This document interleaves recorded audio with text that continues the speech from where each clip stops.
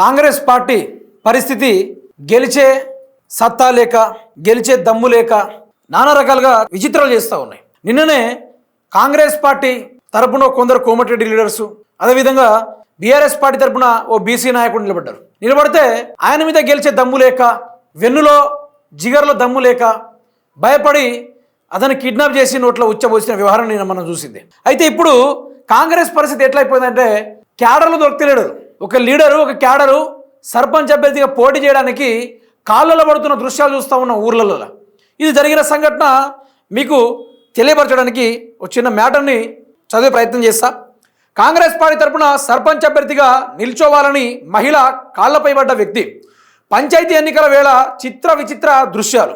మహబూబాద్ జిల్లా దంతాలపల్లి మండలం దాట్ల గ్రామంలో జనరల్ మహిళకు రిజర్వేషన్ రావడంతో కాంగ్రెస్ పార్టీ తరపున సర్పంచ్ నామినేషన్ వేయాలని కొమ్మినేని రాములమ్మ అనే మహిళ కాళ్లపై పడ్డ వ్యక్తి కాంగ్రెస్ మాజీ ఎంపీటీసీ సభ్యుడి తల్లి రాములమ్మను సర్పంచ్గా నామినేషన్ వేయాలని వేడుకున్న కాంగ్రెస్ కార్యకర్తలు ఆలోచించి నిర్ణయం తీసుకుంటామని తెలిపిన రాములమ్మ. అయితే ఏంది దృశ్యము? సర్పంచ్గా నామినేషన్ వేయాలి, దయచేసి మీరు సర్పంచ్ నామినేషన్ వేయాలి అని ఓ కాంగ్రెస్ మాజీ ఎంపీటీసీ సభ్యుడి గారి యొక్క తల్లి రాములమ్మను, ఆ యొక్క రాములమ్మ అనే మహిళ కాళ్ళ మీద పడి బోర్న ఏడుస్తూ ఉన్నారు కాంగ్రెస్ కార్యకర్తలు. మీకు దండం పెడతా, పరువుని కాపాడండి అనుకుంటే మాట్లాడుతూ ఉన్నారు. ఒకసారి ఇది చూడాలి మీరు.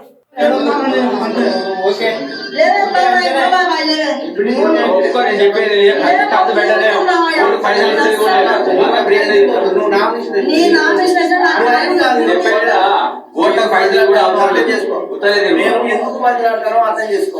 నీ కొడుకు కొడుకు బదిలాడింది వేరు. నువ్వు తినకుండా తిన్నాయి ఇప్పుడైతే నువ్వు చేతులు పట్టుకున్నా మేము చేస్తాం కానీ నువ్వు అంటేనే నువ్వు ఓకే అలా చెప్పాలి. ఇంతమంది చెప్పాలి అంతే. తప్పుడు విషయం మేము మనిషి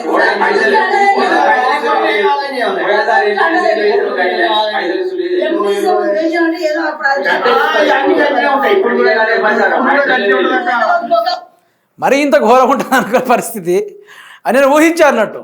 కాంగ్రెస్ అభ్యర్థులు నిలబడాలంటే ఇక్కడ ఒక్కటి తక్కువైంది. ఏంటంటే అది చీపురుతో కొట్టుడు ఒక్కటి తక్కువైంది. మిగతాదంతా బాగానే ఉంది. ఒకడేమో చేయి పట్టుకున్నాడు, మరొకడేమో కాళ్ళను విడుస్తున్నాడు అన్నట్టు. అదే కనుక దేవస్థానాల్లో పొర్లు దండాలు అదేవిధంగా గంటల తరబడి పెట్టుంటే ప్రత్యక్షంగా దైవం ప్రత్యక్షమయ్యి వరాలు కూడా ఇచ్చేటోడు నాకు తెలిసి. స్టార్టింగ్ నుంచి పట్టుకున్నాడు, కోసదాకా వదిలే కార్యక్రమమే లేదు మిత్రులారా. కోసదాకా చూడండి, అబ్బాబ్బా ఏం పోదురా నాయన, ఏం పోదురా నాయన. మొత్తం పూర్తి స్థాయిలో కాళ్ళను పట్టుకుని అట్లా ఉండిపోయిన ఆ యొక్క రాములమ్మని అక్కడి నుంచి కదిలే ప్రయత్నం చేస్తున్నాడు. డబ్బుల పరంగా ఆలోచించకు. కాంగ్రెస్ పార్టీ 20 లక్షల దాకా ఇస్తా అని చెప్పింది. మీరు నిలబడండి, పరువు తీయకండి. ఊర్లలో ఎవ్వరు లేరు నిలబడడానికి, మీరు ఒక్కరే ఉన్నారు.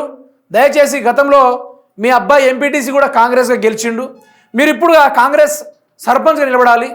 దయచేసి డబ్బుల విషయంలో కానీ ఏ విషయంలో కానీ మీరు వెనకడుగేసేది లేదు అనుకొని కాలు పడతా ఉన్నారు. అన్ని ఊర్లలో చూస్తుంటారు మీరు కథలు.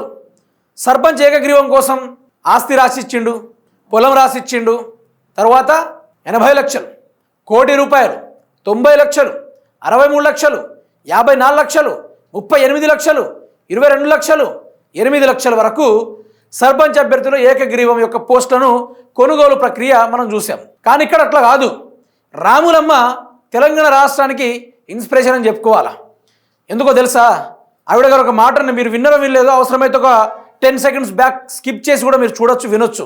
లోకమంతా ఏం జరుగుతూ ఉంది, రేవంత్ రెడ్డిని అందరూ ఆడిపోస్తూ ఉన్నారు, నేను నిలబడబిడ్డా, అది రాదు కుదరదు 6 గంటలు వచ్చినాయంటే, లేదు లేదు లోకమంతా అదే ఉంది, నువ్వు ఒక్కదానివే కాదు, నువ్వు నిలబడు, నీకెందుకు, డబ్బుల విషయం మేము చూసుకుంటాం, క్యాడర్ ప్యాడర్ మొత్తం మేము చూసుకుంటాం, నువ్వేమి ఇబ్బంది పడకని చెప్పింది. అందుకని నేను ఏమంటున్నా, రాములమ్మకి సెల్యూట్ చేయాలి ఫస్ట్. అంత గొప్పగా మాట అన్నది. ఒక సర్పంచ్గా నిలబడే ముందు ఏ మొహం పెట్టుకొని మనం సర్పంచ్గా ఓటడానికి పోతాం అనుకొని మహిళ చెప్తున్నాం, మా రాములమ్మ చెప్తున్న కథ మనం వింటా ఉన్నాం. కాంగ్రెస్ పతనం ఇక్కడ నుంచి మొదలవుతుంది. కాంగ్రెస్ ప్రభుత్వం యొక్క కథ ఇక్కడి నుంచి ముగియనున్నది. ఇంత ఘోరంగా అయితే నేను ముందే ఊహించా, ఎప్పుడో ఊహించా. అలా ఊహించడం వల్లనే ఈ స్థాయికి వచ్చింది. నేను ఇంకా వేరే లెవెల్ ఎక్స్పెక్ట్ చేసిన. ఎవరైనా కాంగ్రెస్ కార్యకర్తలు కానీ కాంగ్రెస్ నాయకులు కానీ సర్పంచ్ పేరెత్తితే చీపురు తిరిగేసి కొడతారని, నాగలు పట్టుకొని ఉరికిస్తారని నేను ఈ రేంజ్లో ఊహించా.